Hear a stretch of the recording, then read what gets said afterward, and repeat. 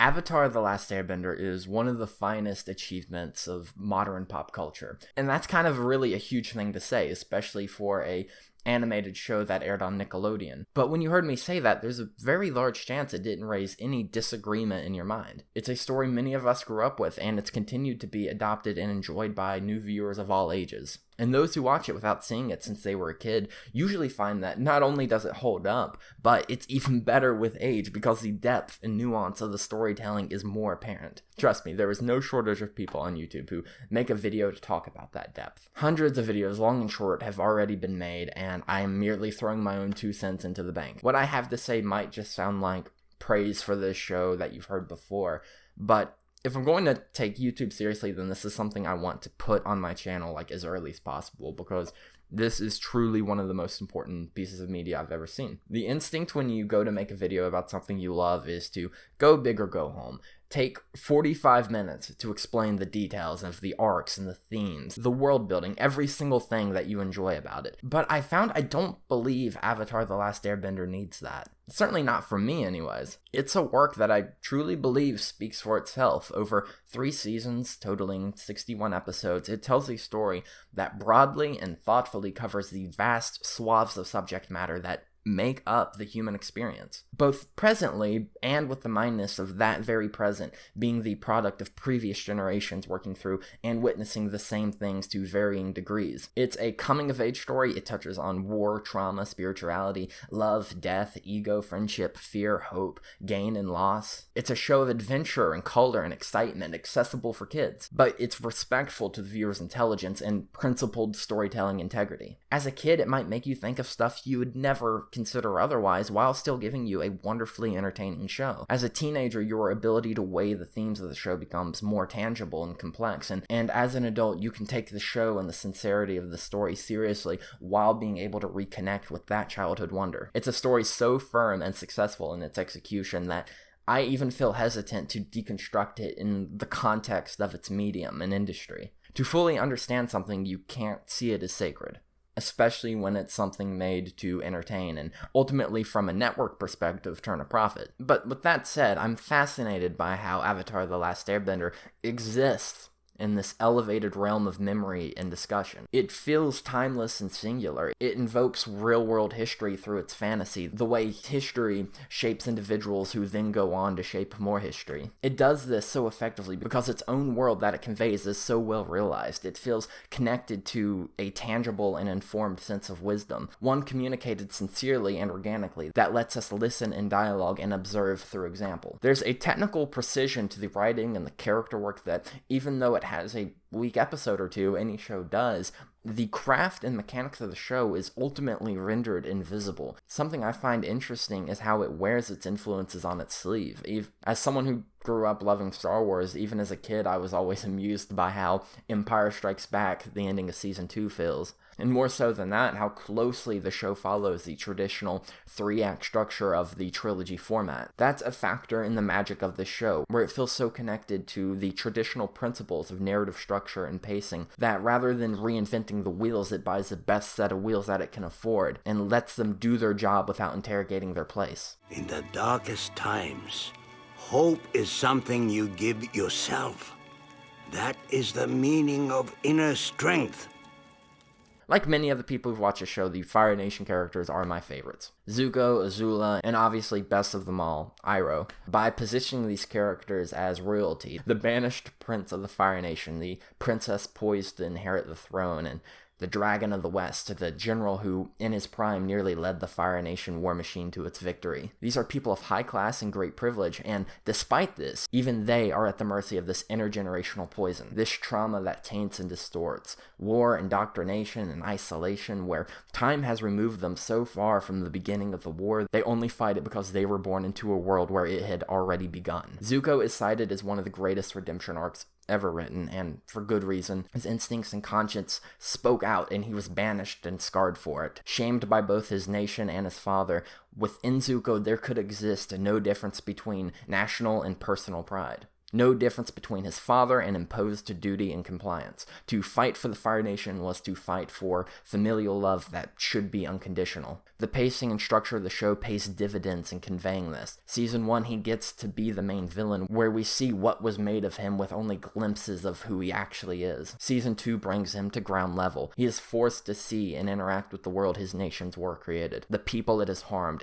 But even after that, the carrot dangles and he rescinds his conscience for the acceptance of his father. Only after gaining what he thought he wanted could he realize the truth of the matter. Season 3, he finally realizes himself and commits to change, commits to the patience required of others in the process of change. Zuko required the perspective afforded by banishment to see things more clearly. And even then, he needed help. General Iroh, his uncle who we meet as an old man, is one of my favorite characters, period. Zuko's only source of reasonable counsel and love, a man who had to live his whole life to see things with the perspective he has. And nonetheless, he's still a general for the aggressors. He's still aiding their victory despite his misgivings. There is nobleness in his loyalty to Zuko. He stands, often thanklessly, in his corner because no one else will. Despite leading a war effort to conquer and homogenize the world, Iroh is shown to have a great appreciation and fondness for other cultures, for their art, for their wisdom, for their people. His temperament feels ill-fit for the position he maintains, in royalty and in the military. To me, one of the most poignant and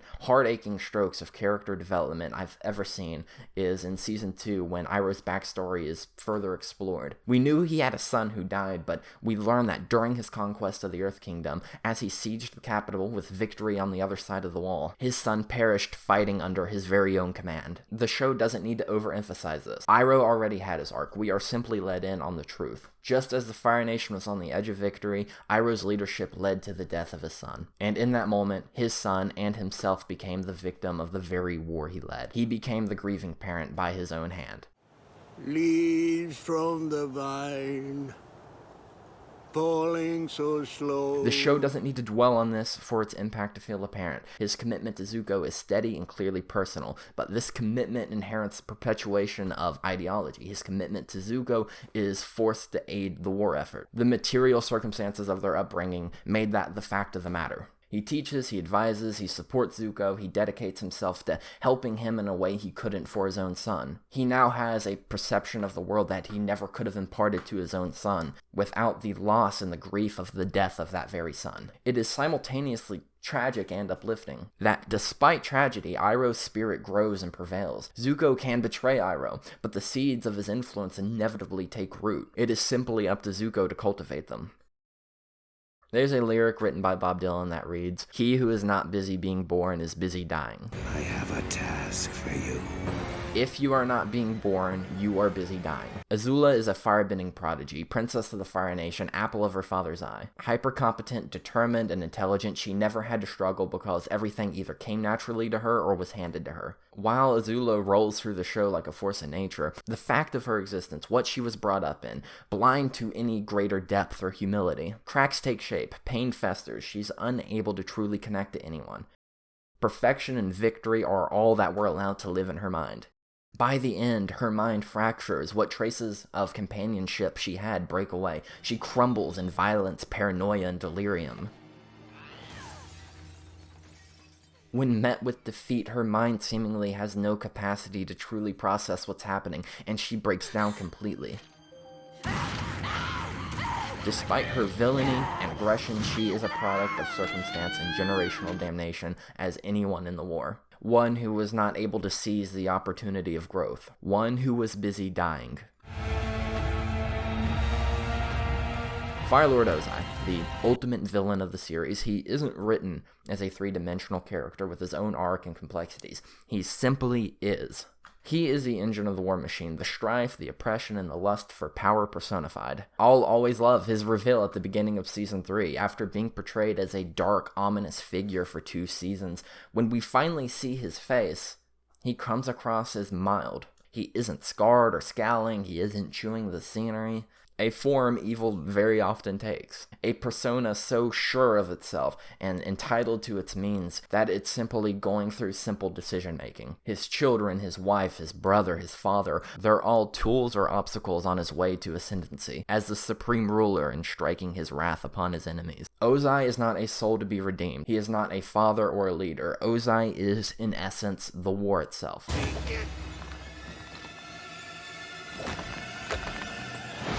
I've repeated the presence of generational themes in this show, but I've yet to talk about the titular character, the Avatar, Avatar Aang, a boy who's literally and spiritually connected to and able to communicate with his predecessors, those who lived and died in his place before him. This wealth of knowledge and experience of an ever-changing world was removed from it for 100 years just as the war began. Thematically fitting, as war and conflict in general tends to blind minds to times before they were happening. And here the literal tether of those old times vanished. Aang's position as the Avatar robbed him of what remained of his childhood. With the clouds of war gathering, he was forced to assume responsibility preemptively. Though he had an Iroh-esque support in his life in the form of Monk Gyatso, when he heard even that might be taken away as well, he ran, and when he came back, it wasn't the same world anymore. Aang's story is that of a 12-year-old who wasn't ready for responsibility and is forced to reckon with the damage caused by the things that incited that responsibility. 100 years passed and the world is almost alien to him. The joy and the openness has been smothered. He genuinely struggles to understand how the Fire Nation, a place he visited, had friends within, could be capable of rallying and carrying out such a devastating conquest. Okay, back up. I have friends all over the world, even in the Fire Nation. I've never seen any war. Aang is a peaceful, jovial, and trusting soul, and ultimately out of place in wartime. A complexity of Aang's story is in how his presence brightens the world around him. He helps bring that sense of joy and wonder to those who have lost it, simply by being himself. I haven't done this since I was a kid. You still are a kid. But simultaneously, the world he's brightening is hardening him. He has to become disciplined, focused. He has to be a warrior. The conflict hanging over him throughout the series is brought to the forefront in Season 3. How can someone like Aang bring himself to not only defeat this paragon of destruction, but kill him? To spend a year mastering these sacred arts, knowing it's to take the life of the ultimate enemy. Aang's upbringing and convictions and pacifism and coexistence are detriments rather than virtues according to the duty that's been placed upon him. You watch time and time again as Aang rises to the occasion as he grows to further understand his role in this world and takes hold of the discipline needed to help it. His growth as an individual and as a leader, building himself to be the Avatar that the world needs. But to kill something is something he cannot accept. His friends, his allies, even his past selves tell him that this is a concession to his values that must be made. If you are going to live in a demanding moment, the true test of your character is how you choose to respond to it. As Iroh tells Zuko earlier in the show, It's time for you to look inward and begin asking yourself the big questions. Who are you? And what do you want? I will forever love that Aang takes victory by refusing to concede his values, the forces of war proving to be insufficient in swaying his spirit, to silence Ozai's powers to hurt other people. Aang risks himself, bearing their souls, risking his own to be consumed and snuffed out. Only with the truest conviction and faith does he prevail over a century of fear, death, and oppression. You will never know me to be more pretentious than in this moment when I break out a Lao Tzu quote, "Knowing others is intelligence, knowing yourself is true wisdom. Mastering others is strength, mastering yourself is true power."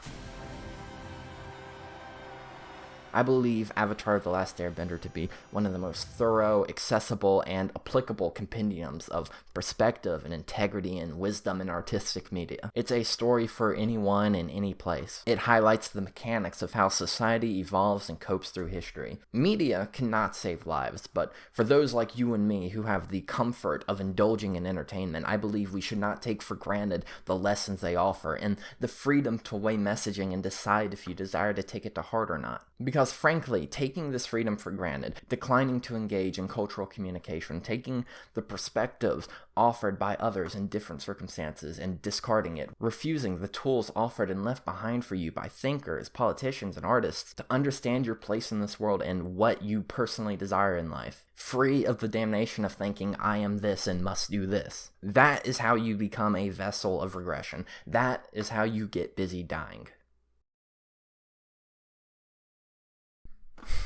Oh my god, I looked right into the light. Jesus Christ.